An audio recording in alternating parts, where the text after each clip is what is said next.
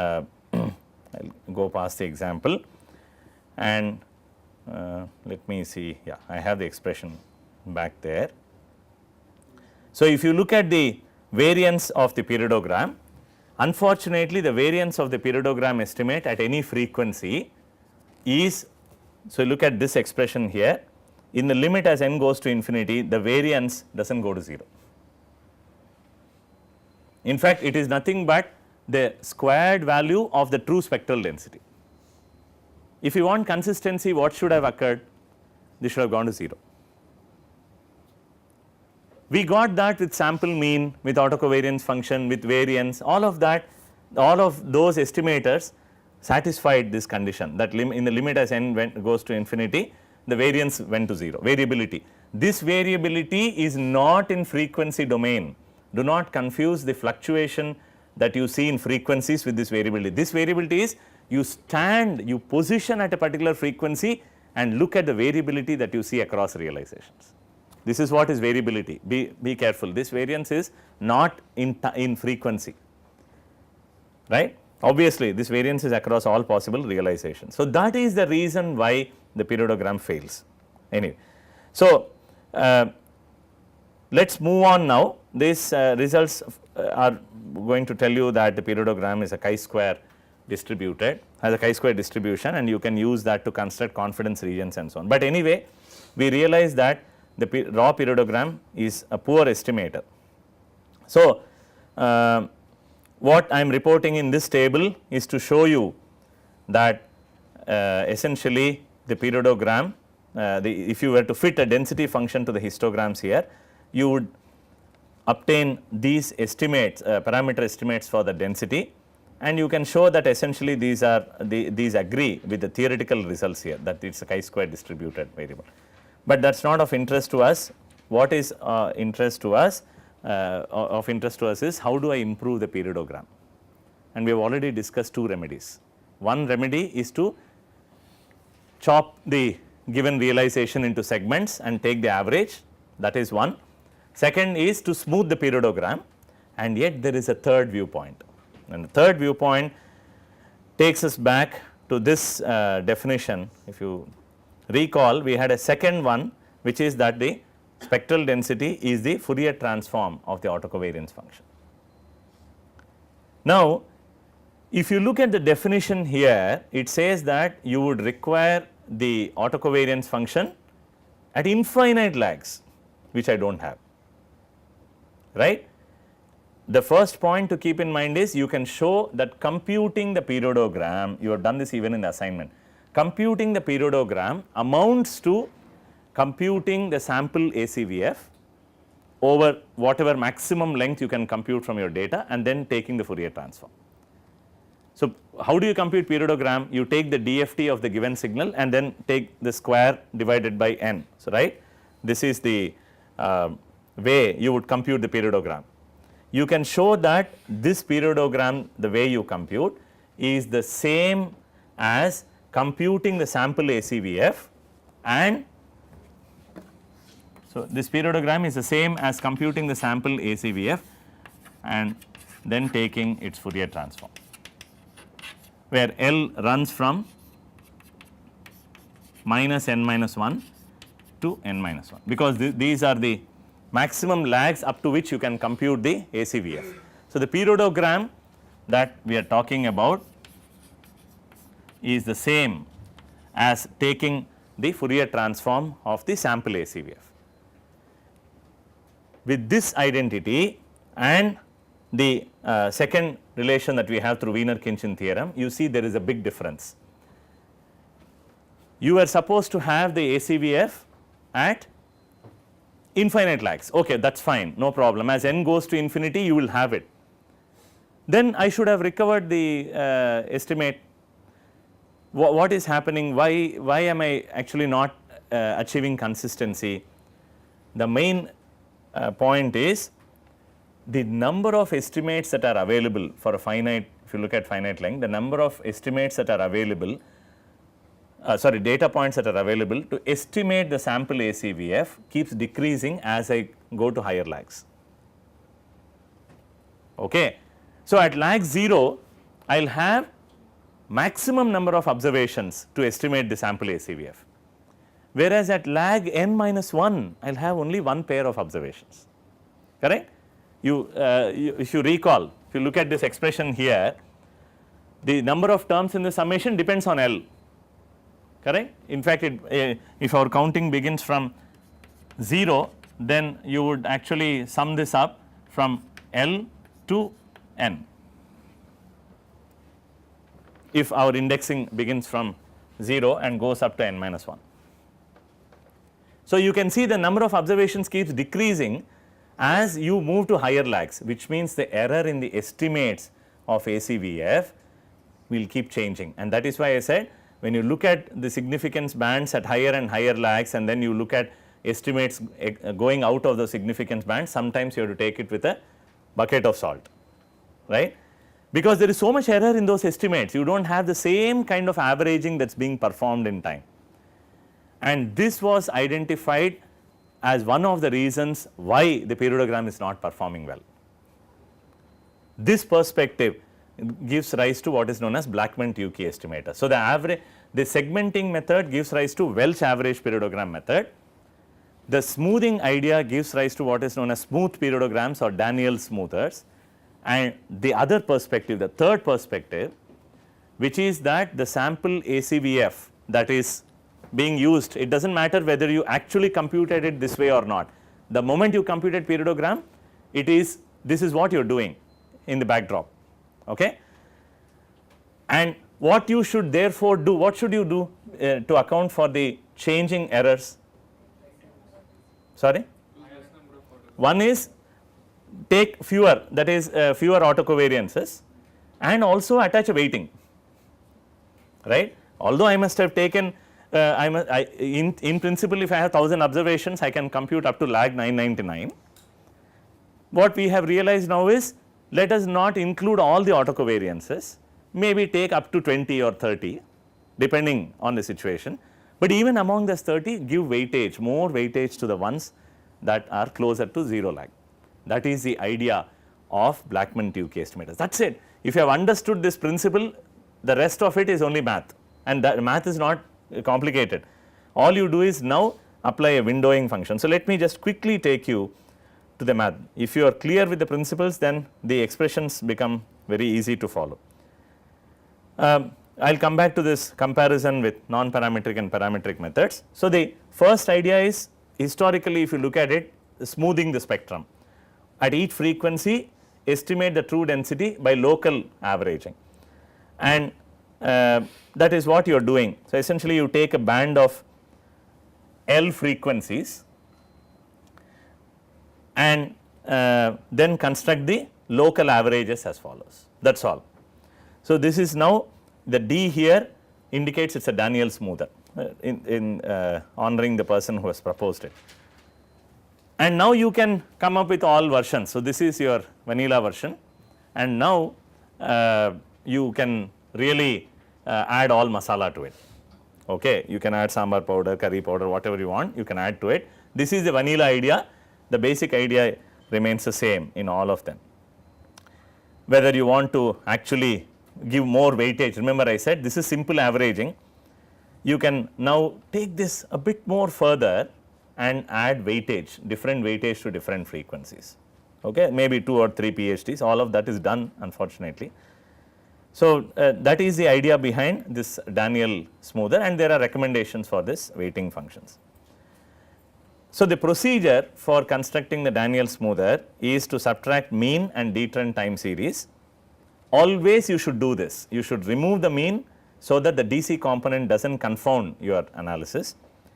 Compute the discrete Fourier transform, compute the raw periodogram if you were to write your code, and then smooth the periodogram to obtain this. Your spectrum command does the smoothing for you, for example. Let me, is there someone who has to leave for the 9 o'clock class? Because there is one student who left. If there is anyone, you can leave. Okay. So, go ahead.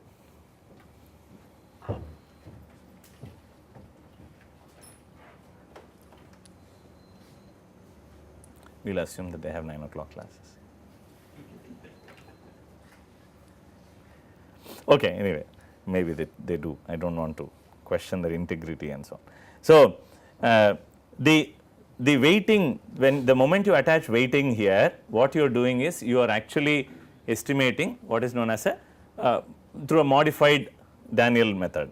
Okay, whatever modification you do, it is called modification. So, it is modified smoother, and you can choose different weights. I am just giving you an example. Obviously, if you smooth excessively, that means if you take larger and larger bands, the worst case is take all the frequencies and come up with a single number and say that look, there is no more fluctuation because there is only one estimate. Obviously, that is a very poor approach. You have lost an entire resolution, right. So, that is the trade off that you are looking at. Now, I am not going to, I am not insistent that you know these properties, but I just want, I am reporting these properties for your own information, so that you see that the variance now can go to 0 as n goes to infinity. Okay. First of all, you can see here that I am reporting the variance of the Daniell smoother. When we talk of periodogram or even ACVF, remember in the case of ACF, we compute estimates at different lags. In the case of spectral density, we compute estimates at different frequencies. When we spoke of ACF, we did talk about the correlation between two different lags, that is estimates at two different lags. Likewise, here for power spectral density, we do compute and think of the correlation or covariance between estimates at two different frequencies. That is what this covariance is. So, it says covariance between the estimates at two different frequencies is given by this. Of course, there is a factor here Lm. What is Lm?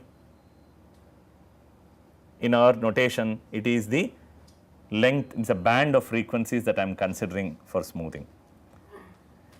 So, if you look at the variance, how do I know what is the variance? This is the middle one is telling me what is the variability in the smoothed estimate at each omega.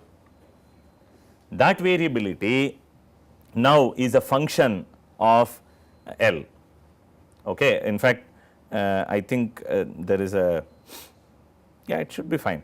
So, you can, if you work out the math here and take the L the other side, you will find that as n goes to infinity, the variance will also go to 0. I will just check, this should not be Lm inverse, I think it should be Lm. So, that the variance of this is 1 over L to gamma square omega, and as n goes to infinity, L will also go to infinity. That is, if you think of infinite number of observations, in infinity when you consider the frequency spacing, that also shrinks, and therefore, L will also run to infinity. Effectively, you will bring out then consistency. In other words, as n goes to infinity, this variance would go to 0. So, yeah, here I think I have it correctly. So, you can see here that I think that is the thing. So, here you have Lm. So, that is, I am sorry, this Lm is not the length of the filter, the band of frequencies that you are looking at, it is this quantity here.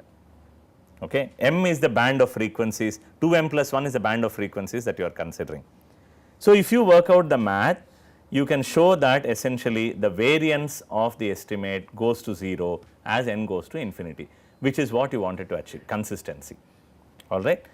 Now, that is what it is, a consistency is guaranteed, as L goes to infinity, n goes to infinity, L over n goes to 0, and variance would also go to 0. And there are certain things that you have, there are some terminologies associated with this Daniell smoother. For example, there is something called bandwidth, which has got to do with how many frequencies you are including in your averaging. And let me just show you an example that comes from Shumway and Stauffer's textbook. I have taken this data from Stauffer's website, and I am just following some of the commands that are given in Shumway's text. So, this is SOI stands for Southern Oscillation Index. It is a reading from a from a climatic process, and we expect to see some oscillations in this series.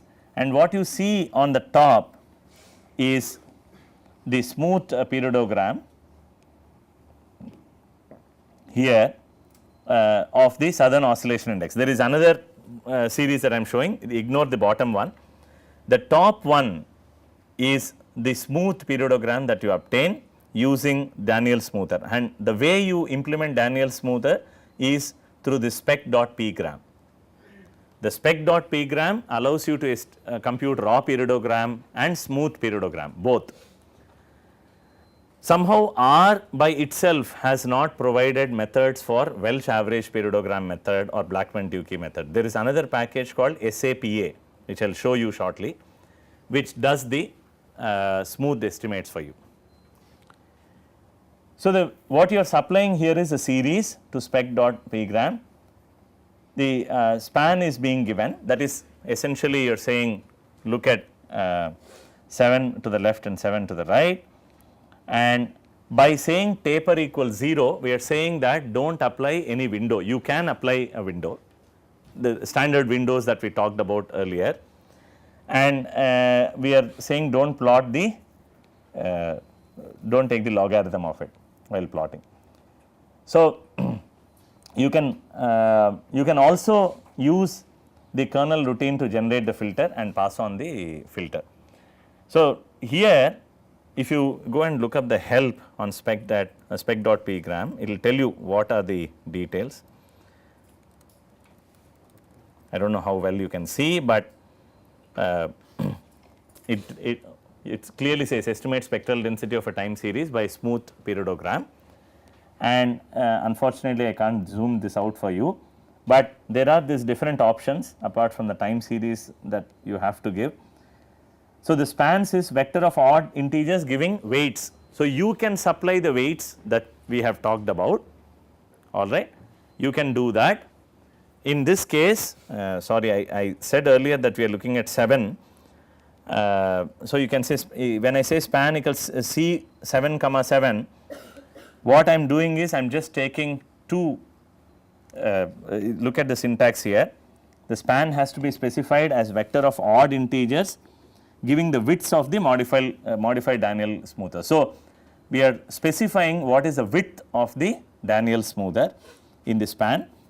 Alternatively, you can supply the filter by yourself, you can take the kernel, you can create a kernel is nothing but some kind of a function, and pass that on. The idea is smoothing, it is now all about whether you want to do a weighted smoothing or not and so on. And then whether you want to apply any tapering within each to the entire data, do you want to apply tapering, that means do you want to really give less importance to the border points, to the end points of the realization, and whether you want to do any padding, well we do not want to do any padding, whether you want to remove the mean from the series and so on. So, look at the different options, but the essential options that you have to supply is the filter, you have to supply the filter, otherwise it will not know what to do unless there are some defaults here, and whether you want a plot or not. So, those are the different things that you have to look out for when you are computing the Daniell's periodogram. Likewise, you can apply the smooth periodogram to another series called recruitment series, which they describe in the textbook. As a simple homework exercise, you should go back and take the SOI and compute the raw periodogram and see the difference for yourself between the raw periodogram and the smooth periodogram. You will see that there is considerable difference. You may still see the peak in the raw periodogram, but there will be so many the estimates at neighboring frequencies that can bother you, whereas a smooth periodogram would have really smoothened out the erratic fluctuations that you see. Okay. All right. So, very quickly I just want to wrap this up so that I go to the next half and finish up.